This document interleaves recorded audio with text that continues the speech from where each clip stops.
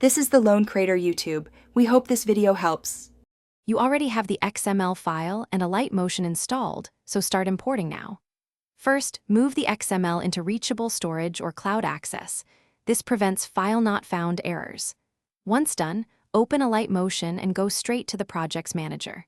Tap Import, browse to the XML location, and select it. You do this because direct import maps composition settings and layers automatically, saving manual recreation. Make sure you name the incoming project clearly so you can spot it and avoid accidental overwrites. You'll now handle dependencies the XML can't package, and this is why care matters. Missing media breaks the look. First, grant any storage or cloud permissions so Alight Motion can fetch linked assets. Once imported, scan the timeline. Red or empty layers indicate missing files.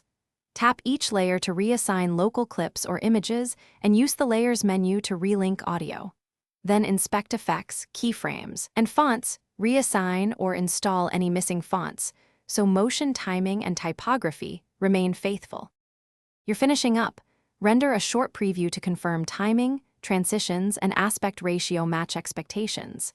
If something looks off, check composition settings and correct scale or frame rate so motion interpolation stays accurate.